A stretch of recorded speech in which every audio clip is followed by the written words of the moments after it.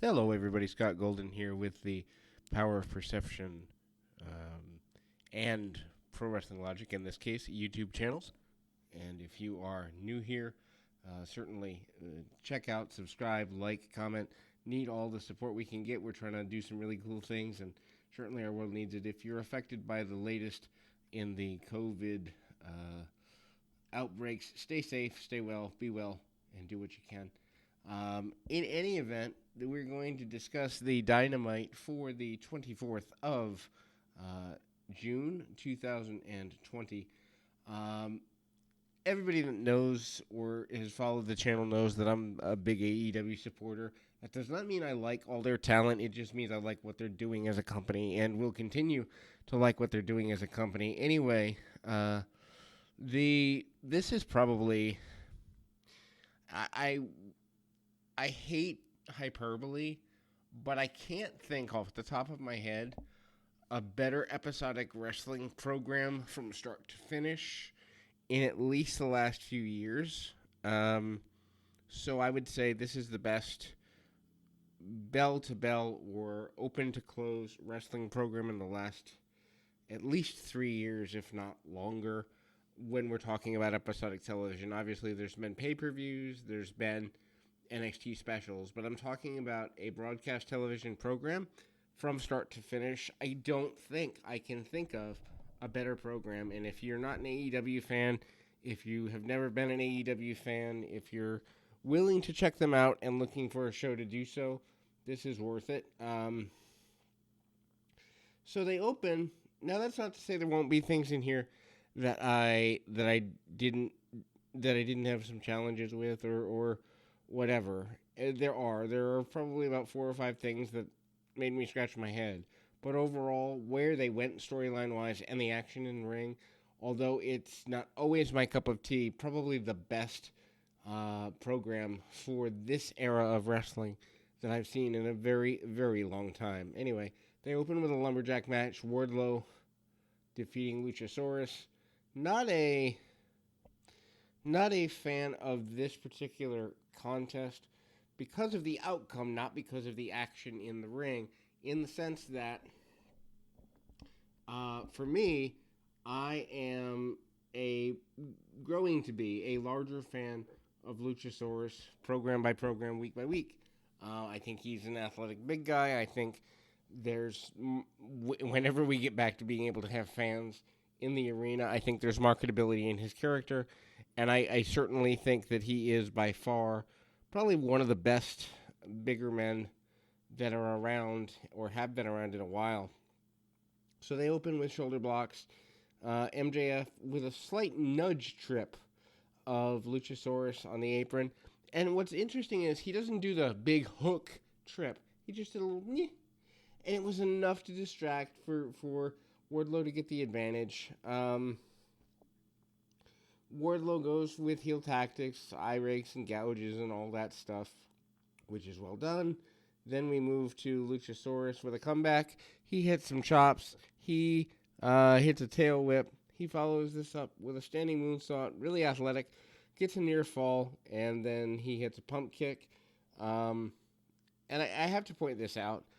Week by week, and I'm gonna do catch up tonight because I had at least half a day off, which is rare for me. I probably get 1 or 2 of those a month, and so I caught up on some sleep.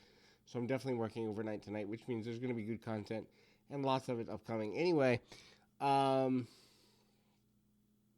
so the interesting part of that is um, we see uh, the guy is climbing the ropes and hits a super kick. What I wanted to say before though was Excalibur. Especially last night, I was doing some things while watching Dark, and Dark's a wrestling heavy show, so I don't really need to hear the commentary. I got a phone call in the middle of Dark, was watching it, continued to watch, and I put closed captioning on. Man, Excalibur is not ready for national television. He doesn't know where to put moves versus story or story versus moves, and it shows week by week. I don't understand why when you have Taz, who's been on national television, and you have Tony Schiavone, who's been on national television, why you even put Excalibur on a internet program weekly when you have people that could fill in and do better when you're taping both programs in the same building anyway. I would jump into cartwheels for Taz to be given an opportunity to be on Dynamite every week just because, well, he's that much better and he's more concise and he's more um, focused and he's more driven and he's a better overall talker and he sounds more natural. It's a big thing for me because I did play by play. So for me, when I see bad play by play, it just drives me nuts. And there's no way that anybody who is unbiased can look at Excalibur and say he's ready for national television. I'd love for anybody to make that argument who isn't just a fan of the calling of moves at the expense of storytelling. And I'd be willing to hear the argument. If you want to make it in the comments, please feel free below. Anyway, Lumberjacks are brawling on the outside. Wardlow does hit a superplex before this for a near fall. Luchasaurus hits kind of a Spanish fly for a near fall. And the Lumberjacks are fighting on the outside. I'm not necessarily a fan of how much dive work they did here. It doesn't make sense. Wardlow and Luchasaurus fight on the stage. Wardlow throws Marco Stunt and Brandon Cutler off the stage. Good spots in the sense of getting over the power of Wardlow. I don't know that we necessarily needed this. Luchasaurus then hits a roundhouse kick, sending him off the stage. Shooting star press off the stage by Luchasaurus. Again, for an opening contest and guys that big, did they need to do this? No, especially not with a feud. That's why I said I like the match, but I don't necessarily like all they did with it. Anyway, back in the ring, Luchasaurus hits a choke slam. MJF up on the apron, took the referee's attention. Referee was distracted. Wardlow hits a low blow and an F10 for the pin. Not who I would have had go over. Nothing against Wardlow as a talent. I think there's a place for him in AEW. I would not put him with MJF. MJF's too important a talent. And I just think he's not ready for that big a role. And I also think he should be doing more enhancement level work or a level above enhancement. There's more money in Luchasaurus right now than there is in Wardlow, in my opinion. Maybe in a year, 2 years, there's more money in Wardlow, but not right now. A brawl breaks out between MJF and Jungle Boy. Luchasaurus and Jungle Boy versus MJF. And Wardlow is announced for Flyer Fest, which is cool enough. Taz does a promo involved in Brian Cage's moves, including the drill claw. Tony Schiavone spends most of the night reading notes from Britt Baker. They're really doing a lot to keep her a relevant character during the injury, which is awesome. Cheetah, who is 11-1, I believe they said, versus Red Velvet. I mean, this is just the quickest match. 2 spots. High knee and then a Falcon Arrow by the champion. She wins in like less than 20 seconds. Sheeta attacks Penelope Ford and Kip Sabian. They do a pull apart. This sets up the championship match wonderfully. I actually care about seeing if Penelope Ford can make a comeback here. Normally I wouldn't because I'm not a Penelope Ford fan, but they made Sheeta look so strong as a champion. I wonder if she can maintain that strength against a talent who is, that intense. Anyway,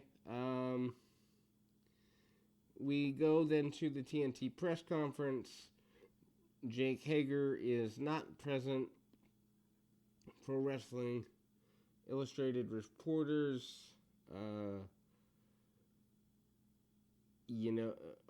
the ones asking the questions, which is a nice nod to history. Reporter asks Arn Anderson if he's happy or he's surprised that Hager isn't there. Anderson basically cuts a really strong promo. He says he fired Cody up, challenged him to beat Hager, and it's going to happen. He said Hager may have the credentials, but he can't get it done. And then we go to Cody answering some questions about what the TNT Championship means to him. He talks about Ricky Starks coming to Dynamite and having less than $5 in his checking account last week. He leaves with a job. The TNT Championship's all about hope. He says he loves real wrestling, not cosplay wrestling. Well, that's a shot at the internet, which is awesome. Or meta wrestling. He says he loves to taste his own blood. That's a little sick. He loves that wrestling has fed him his entire life. A true statement. And I mean, it was a good promo, but it obviously shows that the Hager thing kind of has died out a little bit. Jake and his wife show up. They face off for the camera. They do a pull-apart brawl, and the wife throws water at Cody. I guess this is supposed to incense Cody, although for those of us who have ever taken a shower, we realize that water does not cause harm. Anyway, so there's a vignette with Sonny Kiss and Joey Janela. Odd for me to say this, but Joey Janela looked good this week.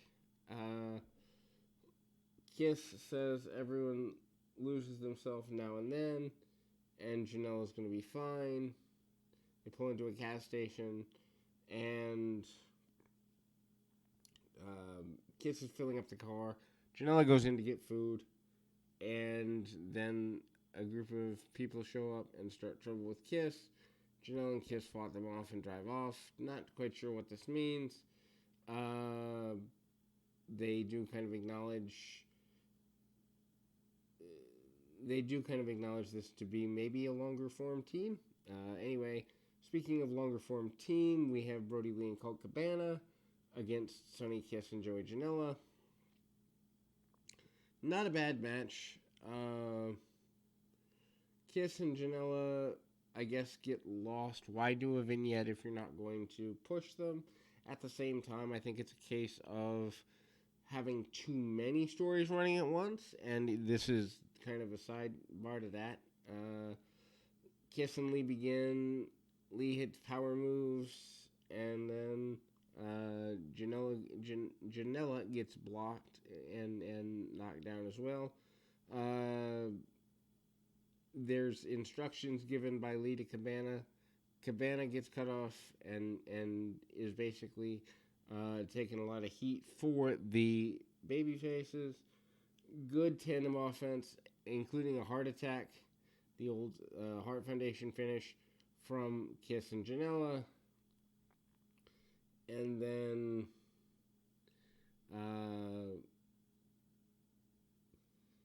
the I guess subsect of the Dark Order interferes. This turns things back to Cabana's favor.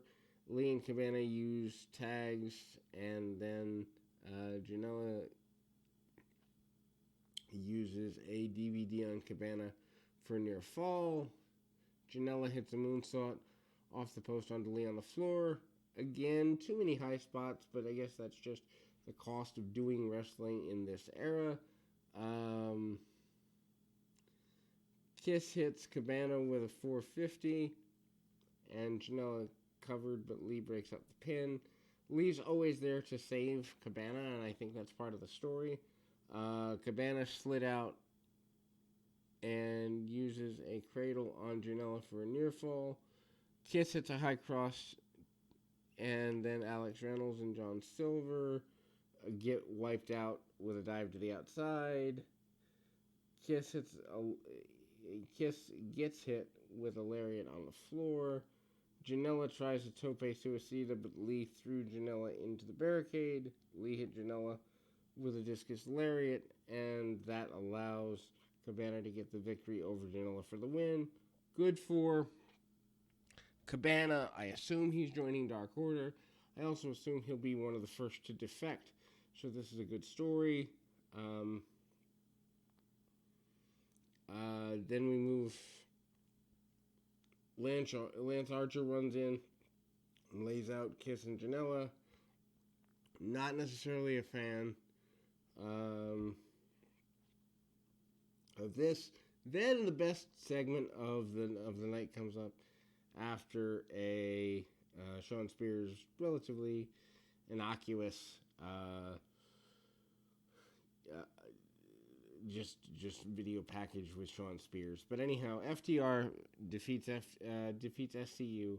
Man, this match, and I'll admit, I'm not a fan of tag team wrestling in this era. I don't think there are that many good teams.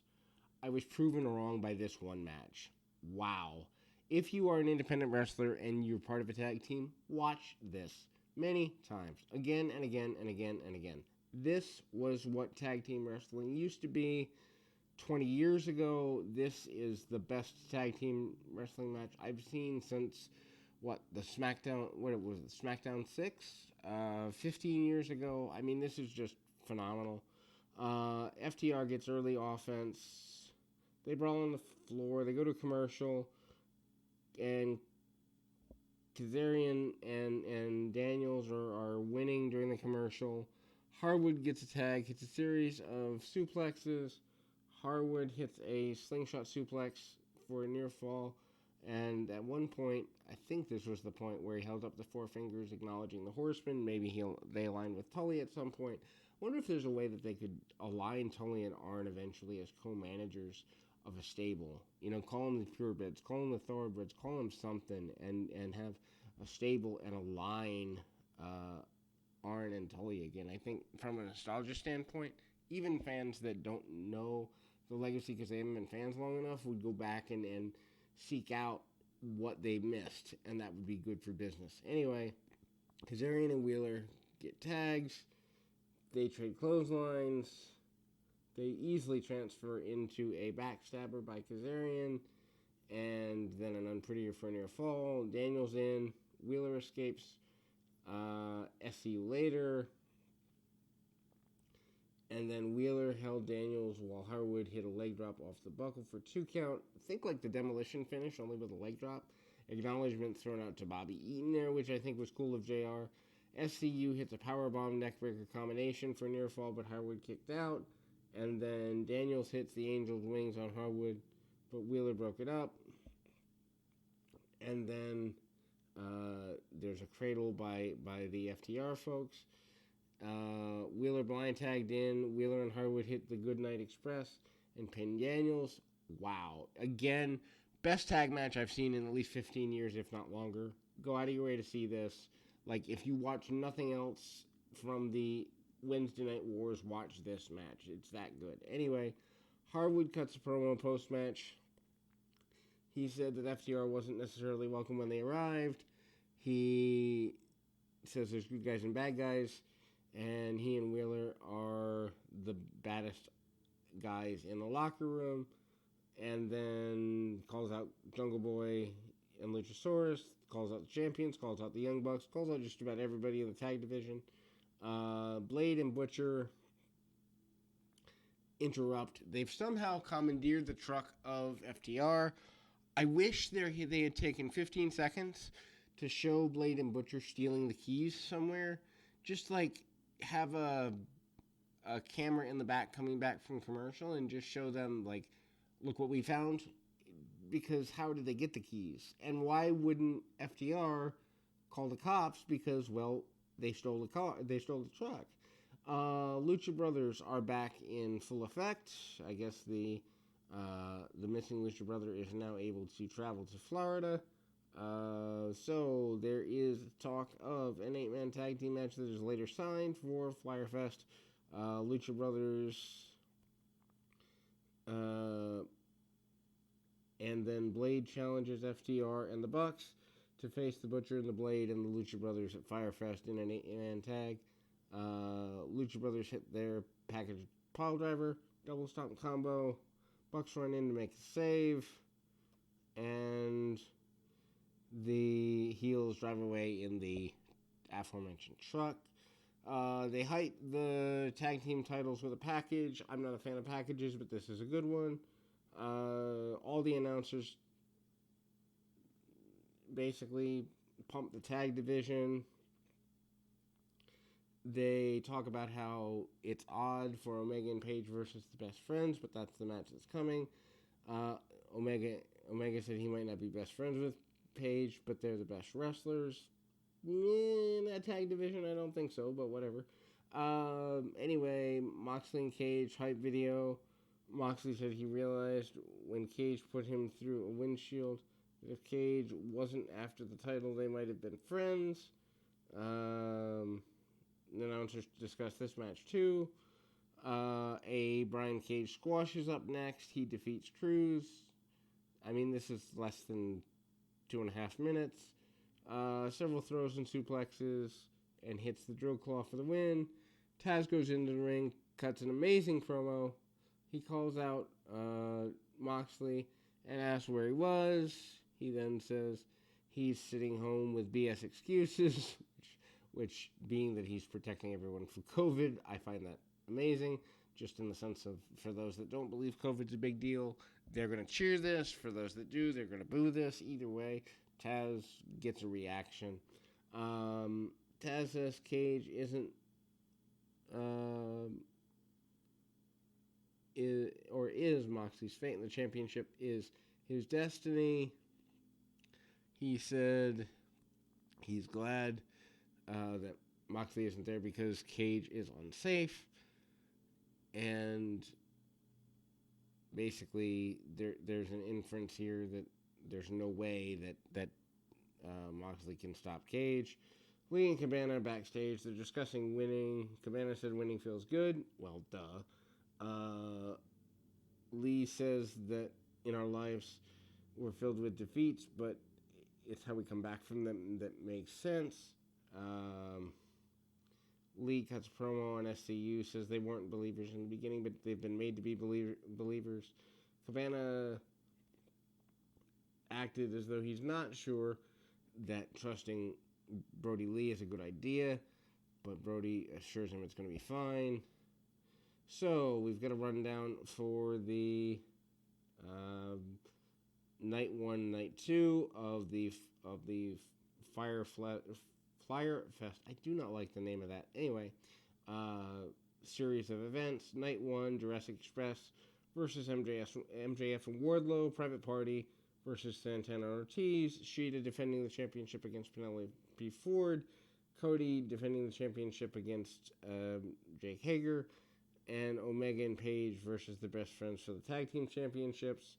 That is night 1. Night 2, Nyla Rose in action. Lance Archer versus Joey Janela. SCU versus Brody Lee and Colt Cabana. And Stu Grayson. Orange Cassidy versus Jericho. Young Bucks and FTR versus Lucha Brothers and Butcher and Blade. And Moxley Cage for the championship. Britt Baker says that Tony is off of friendship timeout. She also says that Big Swole is the biggest piece of trash on the roster.